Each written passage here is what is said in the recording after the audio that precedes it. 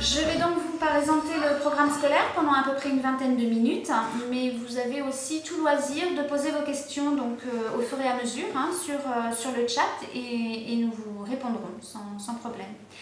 Donc le programme scolaire, qu'est-ce que c'est? Bien, le programme scolaire, c'est vraiment un séjour d'immersion et c'est là, je dirais, la grande différence avec un séjour linguistique classique. C'est-à-dire que quand vous partez sur un programme scolaire, alors c'est souvent sur une courte, moyenne ou longue durée, on parle souvent d'années scolaires à l'étranger, c'est vraiment une immersion culturelle avant tout. Donc l'aspect linguistique est important et c'est souvent l'une de vos motivations puisqu'on revient après pratiquement une année scolaire passée à l'étranger avec un excellent niveau de langue, voire être bilingue. Néanmoins, ça reste aussi une aventure humaine et aussi une aventure culturelle puisque vous serez baigné complètement dans le quotidien d'une famille d'accueil et dans le quotidien d'une école différente du système français. Donc ça c'est vraiment la grande particularité, on va dire, du programme. Donc sur place, vous êtes logé en famille d'accueil. Je dirais qu'il y a vraiment deux grands pôles importants sur le programme scolaire. C'est tout d'abord la famille. Donc ce sont pour la plupart des pays et des destinations des familles bénévoles qui ont, je dirais, la motivation de partager leur foyer, leur culture avec donc, le jeune étudiant échange, c'est comme ça qu'on appelle ces jeunes qui partent à l'étranger, pour un petit peu apprendre aussi à se connaître, découvrir aussi et partager. Dans d'autres pays, donc comme la Grande-Bretagne, mais aussi la Nouvelle-Zélande, les familles peuvent toucher une petite indemnité pour accueillir, mais ça ne constitue absolument pas un salaire. C'est vraiment aussi une grande motivation d'accueillir un jeune et de découvrir ses différences. Je dirais que ces familles qui vont accueillent aussi sur de la longue durée et donc forcément elles ont envie, je dirais, de créer des liens importants avec ce jeune, même s'il peut y avoir une indemnité sur ces pays-là. La motivation reste quand même assez semblable. La sélection des familles, donc en fait nous travaillons avec des bureaux web à l'étranger, mais aussi avec des partenaires qui ont localement un réseau de coordinateurs qui sont localement, on va dire, sur le terrain et représentent l'organisme. Eux, de la même façon que nous allons rencontrer les jeunes qui sont motivés et qui ont envie de partir, vont rencontrer donc les familles qui sont motivées aussi, qui peuvent avoir entendu parler du programme par le bouche à oreille, mais aussi avoir eu connaissance de ce programme par un voisin qui a accueilli ou un enfant dans le lycée qui a rencontré un étudiant échange l'année précédente et ils ont envie donc de participer à cette expérience. Ils vont donc rencontrer un coordinateur. Donc ce coordinateur va se charger, je dirais, de vérifier un petit peu ses motivations et les conditions aussi matérielles de l'accueil. Donc un coordinateur va rendre visite directement à la maison, les familles, et rencontrer les membres de la famille. La famille va devoir remplir un petit dossier et donc parmi cette sélection, il y a aussi des références à donner qui peuvent être un employeur, qui peuvent être le proviseur du lycée, et donc ça va dépendre un petit peu et ces références vont donc être regardées par l'organisme sur place, chargé de placer les jeunes. Et puis il y a aussi donc l'équivalent de nos casiers judiciaires, voilà, qui vont devoir être donnés et ainsi la famille peut être sélectionnée. Cela demande aux jeunes, je dirais, puisque les familles ont le bénéfice de choisir le jeune qu'elles souhaitent accueillir en fonction du dossier du jeune. Donc cela va demander aux jeunes une grande capacité d'adaptation sur le programme scolaire, puisqu'il devra partir dans une famille qui pourrait être très différente de la sienne. Un enfant unique peut partir dans une famille nombreuse, par exemple, et pas forcément le schéma tel qu'il s'était imaginé, donc un papa, une maman d'accueil et peut-être un frère ou une sœur d'accueil du même âge. Mais cela peut être des familles qui vont, je dirais, être plus âgées peut-être, qui n'ont plus d'enfants à la maison, qui ont donc du temps et qui ont envie d'accueillir. Ça peut être aussi des familles qui peuvent être situées parfois en zone plutôt rurale ou pas. Et je dirais que c'est aux jeunes de faire l'effort de s'adapter à cette nouvelle composition familiale qui peut être tout à fait différente, je dirais, de ce qu'il a l'habitude de vivre, et aussi à une zone géographique qui peut ressembler ou pas du tout à ses habitudes. Donc on va lui demander d'être ouvert d'esprit, je dirais que ce sont les qualités d'un jeune qui souhaite partir. D'avoir une capacité d'adaptation aussi, puisque c'est vrai que les premiers temps, il va falloir se faire et se créer des repères. Et être surtout très motivé donc, pour appréhender ce programme. Le deuxième pôle, je dirais très important pendant la durée du programme, c'est bien sûr l'école, puisqu'un jeune va être scolarisé. Et donc son quotidien, mais ça va ressembler quelque part aussi un petit peu au quotidien français, c'est-à-dire le matin il va se rendre à l'école.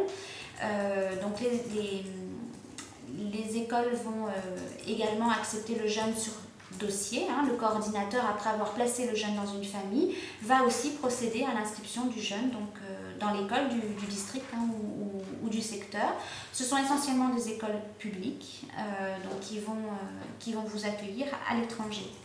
Ces écoles vont être bien sûr quelque part très différentes de ce que vous avez l'habitude de vivre, puisqu'il ne s'agit pas de lycée français à l'étranger, mais bien de lycées étrangers avec leur méthode de fonctionnement. Donc, par exemple, sur les lycées de type anglo-saxon, vous avez beaucoup d'options avec des semestres, donc des options que vous pouvez éventuellement changer quand vous partez sur une année au deuxième semestre, et des matières qui peuvent être complètement différentes des matières qu'on peut trouver en France. Donc vous pouvez rester sur des matières très académiques, physique, biologie, etc. Mais vous pouvez aussi prendre des matières très artistiques si c'est votre choix et si c'est ce qu'on peut vous proposer dans le lycée. Dans certains pays, l'uniforme sera obligatoire et fera partie de votre quotidien aussi, comme la Nouvelle-Zélande ou l'Australie. Donc vraiment, c'est découvrir, je dirais, une autre façon, un autre système éducatif. Voilà. Alors, ce qui est important de savoir par rapport à l'école, c'est qu'il n'y a absolument pas d'équivalence. Il faut savoir qu'il n'y a pas d'homologation possible, pas de diplôme garanti non plus, et que lorsque vous partez, vous serez scolarisé, alors normalement dans la classe qui correspond à votre tranche d'âge et aussi à ce que vous faisiez avant de partir. Néanmoins, c'est vraiment le chef d'établissement qui aura la décision par rapport à son ouverture de classe, etc., pour pouvoir vous scolariser. Donc il n'y a pas d'équivalence. Par exemple, un jeune qui va partir après sa classe de seconde, quand il va revenir, va intégrer donc, la classe de première. Alors, pourquoi partir?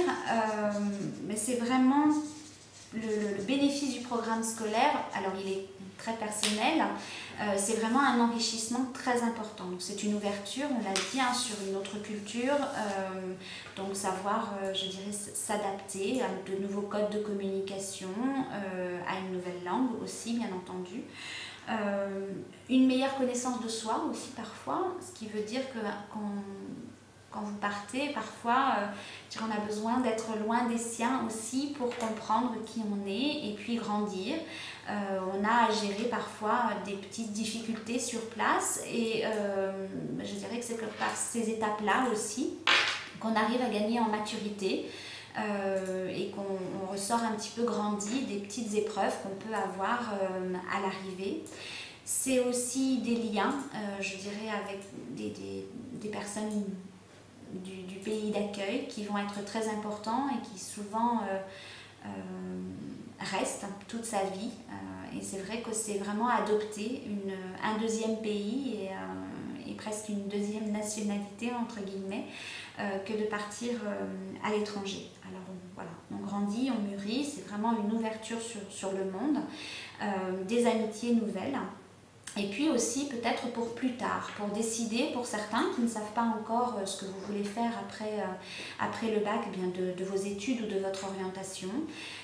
Évidemment un gain linguistique très très important, donc un bagage important. Ça permet évidemment de vous perfectionner en langue et c'est sûr que de nos jours de parler une deuxième langue couramment, c'est vraiment un plus. Sur votre CV ou même par rapport aux écoles où vous souhaitiez éventuellement aller. Évidemment, c'est aussi une grande capacité une grande capacité pour, par rapport à un CV, puisque sur votre personnalité, cela veut dire que vous êtes capable de vous adapter à une autre culture, à un échange international. Donc dans une carrière, évidemment, ça peut être très important. Donc au niveau des pays et des départs, donc, ce que nous proposons, il y a 16 pays. Donc ça va de l'Europe à l'Océanie, l'Asie, l'Amérique du Nord et l'Amérique latine. Et vous pouvez choisir parmi ces 16 destinations, c'est-à-dire que quand vous procédez à votre inscription, eh bien, si nous avons encore de la place et que vous êtes accepté suite à l'entretien de motivation, vous avez une garantie de la destination choisie. Alors, j'ai une question sur la procédure pour s'inscrire. Eh bien, c'est très simple. Soit vous avez reçu une de nos brochures et vous pouvez prendre un formulaire de la brochure. Soit effectivement, vous pouvez vous connecter directement sur notre site au www.web.fr et procéder à votre réservation ou votre préinscription donc directement en ligne. Quand nous recevons une inscription donc avec les frais de préinscription qui s'élèvent à 100 €, et bien à ce moment-là, nous prendrons contact avec vous pour convenir d'un rendez-vous pour votre entretien. Donc l'entretien se déroule soit dans nos bureaux ou éventuellement près de chez vous si nous pouvons nous rapprocher. Il dure environ 1h15, 1h30 pour l'entretien. C'est un entretien essentiellement de motivation et un entretien en langue. Et pour la destination américaine, il est suivi d'un test en anglais. On prend vraiment en considération tout un ensemble de choses, que ce soit votre motivation, votre personnalité, votre dossier scolaire, votre niveau de langue. Et ensuite, donc, nous prenons notre décision. Si toutefois nous étions amenés à vous refuser, eh bien, ces 100 € seraient alors remboursés. Et si vous étiez accepté, eh bien alors, je dirais que la procédure après serait de passer au dossier qui sera à compléter. Donc, pour revenir aux destinations, il y a différentes durées en fonction des destinations. On a l'habitude de parler donc de programmes qui peuvent durer sur une année scolaire. Une année scolaire, ce n'est pas une année calendaire. Hein. Il faut savoir qu'on parle vraiment en termes de scolarité. C'est un peu comme en France, on est à l'école de septembre à juin. Donc l'année scolaire va être vraiment sur une période grosso modo de 10 mois. Et puis vous pouvez partir éventuellement sur un semestre scolaire, donc sur la plupart des destinations aussi, où là on est plus sur 5 mois qui vont aller de l'été ou la fin d'été au mois de décembre, janvier, ou le deuxième semestre, donc de janvier à juin, voire début juillet au plus tard. Vous pouvez aussi choisir des programmes de plus courte durée, si je dirais de partir une année scolaire peut être trop long pour vous, ou que vous n'avez pas forcément envie de partir trop longtemps. À ce moment-là, vous pouvez partir sur 8 ou même un trimestre, donc 8 semaines ou 10 semaines. Là, on est plus sur des programmes qu'on va appeler d'été, puisqu'on va être sur l'hémisphère sud, Argentine, Australie ou Nouvelle-Zélande.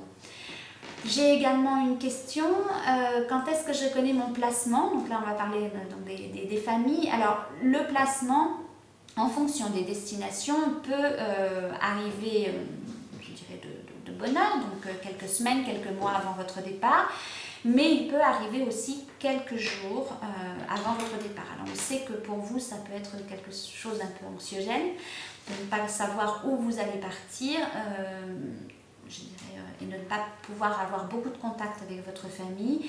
Mais nous vous rassurons sur un point. D'abord, c'est quelque chose qu'on connaît, donc nous, on sait tout à fait le gérer sans souci.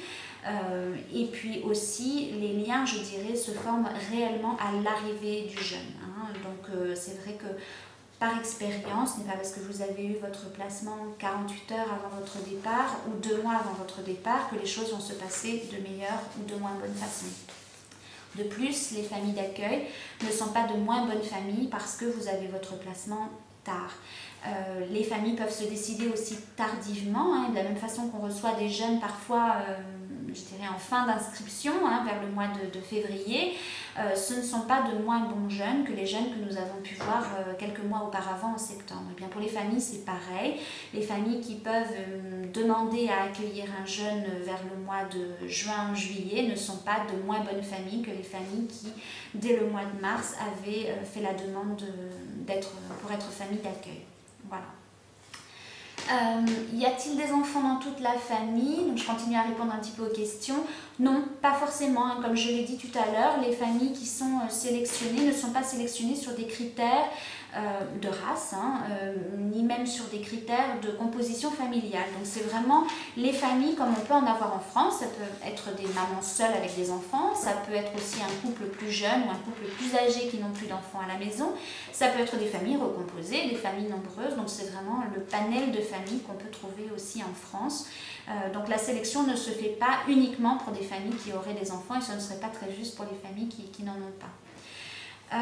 En ce qui concerne donc le prix du programme, puisque l'aspect financier est aussi un élément important, bien pour éviter toute mauvaise surprise, dans nos tarifs, hein, tout est inclus. On va dire, en tout cas le plus important. Alors ça va être plus facile de vous dire ce qui n'est pas inclus. Ce qui n'est pas inclus, c'est tout ce qui est relatif au coût du visa, puisque en général le visa est à régler aux autorités du pays qui va accueillir et peut varier en fonction des pays. Donc c'est quelque chose qu'on ne peut pas inclure. L'argent de poche. Donc l'argent de poche pendant le programme, ça va dépendre un petit peu des destinations. Par exemple, sur un programme comme les États-Unis, il faut compter environ, donc c'est une moyenne, hein, 250 € mensuels, donc sur 10 mois. Et par contre, sur des pays comme l'Australie ou même des pays comme le Japon, là, on est sur des coûts plus aux alentours de 300, voire parfois 350 € par mois en moyenne. Alors pourquoi? Parce que c'est par exemple pour le Japon, le transport est très coûteux, donc les jeunes doivent prendre des abonnements pour le transport. Il va y avoir le coût de l'uniforme qui va se rajouter en plus. Mais dans l'argent de poche, il va y avoir tout ce qui est lié à la scolarité en termes de fournitures, d'équipements sportifs, de location du cadenas pour le locker, pour voilà, le casier dans l'école, les frais de cantine ou tout ce qui est repas pris dans une cafétéria à l'école, sorties, donc tout ce qui concerne les dépenses personnelles aussi. Et puis parfois, un petit cadeau pour la famille d'accueil, ça peut aussi faire plaisir. Et puis tout ce qui est budget communication, hein, donc achat de carte SIM, éventuellement connexion payante sur Internet, etc. Donc ça, ce n'est pas inclus, comme le visa. Et ce qui ne va pas être inclus non plus, ça va être donc le déplacement pour le lieu d'orientation. En fait, nous organisons une réunion de préparation au départ sur le temps d'un week-end où nous allons réunir tous nos participants, d'anciens participants aussi, nous l'espérons. Et donc le lieu d'orientation sera connu rapidement, vous en serez informés et il faudra prévoir donc votre déplacement jusqu'au lieu d'orientation. Par contre, nous prenons en charge tout ce qui est hébergement et repas pendant toute la durée du week-end. Mais sinon, tout le reste est inclus. Alors, une autre question, puis-je choisir la ville où je veux aller? Eh bien non, sur le programme classique, à nouveau, ce sont les familles qui ont le bénéfice de choisir votre dossier, en tout cas le dossier du jeune qu'elle souhaite intégrer dans sa famille. Et donc, c'est elle qui va déterminer la zone géographique où vous allez aller. Alors, ça peut être une ville, mais ça peut être aussi, et c'est plutôt le cas, des placements semi-ruraux ou bien, en ruralité. Donc ça, c'est je dirais, c'est à vous de devoir vous adapter, sachant qu'on parle parfois de pays qui ont des distances qui sont vraiment très importantes. Donc l'Australie, eh bien, ça peut être des placements aussi dans le bush australien, et les États-Unis, eh bien, ça peut être dans une petite ville, voilà, je dirais au milieu des États-Unis, avec les distances qu'on peut connaître.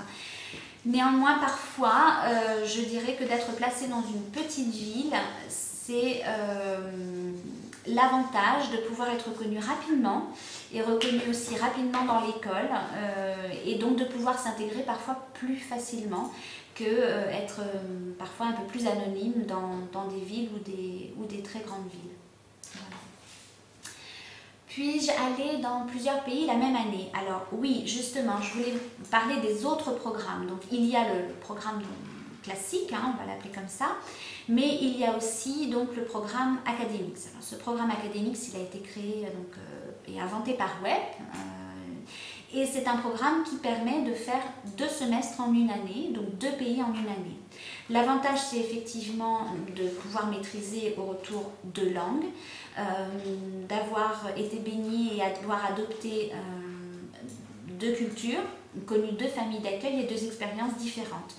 Pour ce type de programme académique, il vous faut quand même avoir une bonne maîtrise sur les 2 langues, mais aussi essentiellement une capacité d'adaptation rapide, hein, puisque on sait les premières semaines sont relativement difficiles, et donc si l'adaptation est quelque chose d'assez facile pour vous, ce programme est vraiment adapté pour pouvoir partir dans 2 pays et faire ces 2 programmes combinés.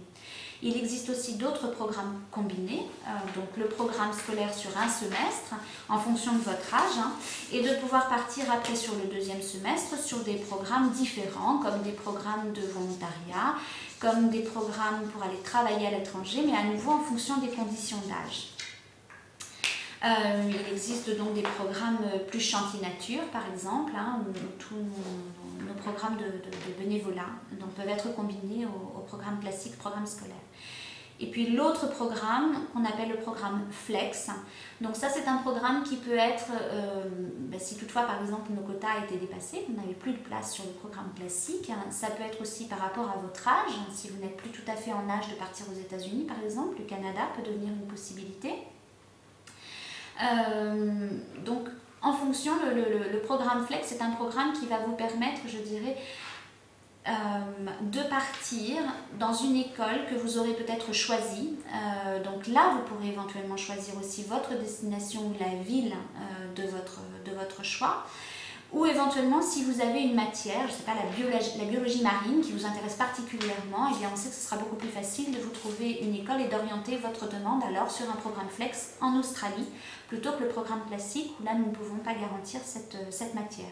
Ou un sport aussi, ça peut être, si vous pratiquez un sport de haut niveau, que vous souhaitez faire ce sport, et bien alors le programme Flex peut vous garantir le choix d'une région, le choix d'un sport ou d'une matière. Alors, par rapport à la procédure, j'en ai déjà dit quelques mots tout à l'heure, donc la préinscription en ligne, la sélection et puis alors le dossier. Donc le dossier, c'est vraiment la carte de visite du jeune. Il faut vraiment qu'il y ait un soin particulier fait à ce dossier. Nous-mêmes, nous faisons toujours une relecture du dossier avant qu'il parte. Ce dossier comprend différentes parties, donc il y a la partie personnelle du jeune, donc là c'est un album photo, motivation, un petit peu l'état civil, activités pratiquées, et puis donc la lettre aussi des parents, pourquoi vous accompagnez votre enfant dans ce projet. La partie scolaire, donc là on va vous demander les moyennes sur les 3 dernières années avisées par votre chef d'établissement. La partie du professeur principal et du professeur de langue qui doit donc donner un petit peu son avis sur votre capacité à participer à un programme comme celui-là. Et puis la partie médicale, donc là il faut savoir que pour certaines destinations, certains vaccins peuvent être obligatoires et donc il y a donc toute la partie médicale et puis la partie des règles du programme qui doivent être connues par vous, jeunes qui allez partir, et par vos parents. Le résultat de l'entretien, vous l'avez à peu près dans la semaine qui suit votre entretien et on justifie toujours, si malheureusement on devait vous refuser, on justifie toujours notre refus et sinon vous recevrez un courrier d'acceptation donc très rapidement après votre entretien. La recherche alors va commencer en termes de timing, la recherche famille-école va commencer donc pour notre partenaire dès que votre dossier est complet et qu'il sera envoyé dans le pays. Et puis nous, après, nous allons vous préparer un petit peu au départ. Donc la réunion d'orientation dont je vous ai parlé tout à l'heure, la réunion d'information pour les parents, la procédure de visa qu'on va mettre en place, et puis après les départs qui vont s'échelonner en fonction des destinations entre juillet et septembre. Et puis évidemment, tout votre suivi. Donc c'est vrai que c'est un projet au long cours, puisque à partir du moment où on vous rencontre pour un entretien, eh bien on va vous suivre pendant pratiquement 1 an et demi jusqu'à votre retour. Et puis où là on a toujours plaisir à vous revoir. Alors quand vous inscrire, eh bien vous pouvez vous inscrire je dirais dès maintenant, c'est toujours mieux. Avant décembre, c'est mieux puisqu'on a le temps déjà de discuter du projet avec vous avant même une inscription, mais aussi de prendre le temps pour votre entretien, votre dossier, même si évidemment on aime que les dossiers partent le plus tôt possible dans le pays pour commencer la recherche de famille le plus rapidement possible aussi. Ensuite, si vous inscrivez après décembre, le souci que vous pouvez rencontrer, c'est un souci de place. Il peut ne plus y avoir de possibilités par rapport à la place. Et puis après, en termes de l'état de limite de dépôt de dossier, puisque la plupart des dossiers doivent être envoyés dans les pays, en fonction des pays à nouveau, entre février et mars, avril au plus tard, hein, vraiment au plus tard. Pour plus d'informations, et bien surtout, n'hésitez pas à nous contacter. Donc, vous pouvez nous contacter sur dans nos bureaux, hein, soit venir nous rendre visite avec plaisir, et sinon par téléphone. Pour le bureau de Lyon, au 04 72 40 40 04. Pour le bureau de Paris, au 01 48 06 26 26. Sur notre site directement, vous pouvez aussi poser toutes vos questions donc sur le www.web.fr ou par email. Vous pouvez envoyer sur info@web.fr donc et poser toutes vos questions. Si vous souhaitez aussi avoir des contacts d'anciens participants, donc vous avez parfois souvent même des blogs ou des témoignages qui sont mis sur notre site, sur Facebook. Et puis nous ce sera un plaisir de vous envoyer différentes adresses mail d'anciens participants qui vous répondront et qui témoigneront certainement avec beaucoup de plaisir sur leur année ou en tout cas le programme scolaire passé à l'étranger. Merci beaucoup de votre attention et bonne soirée et toutes nos excuses à nouveau pour ce petit souci technique de début. Mais sinon, très bonne soirée à vous. Au revoir.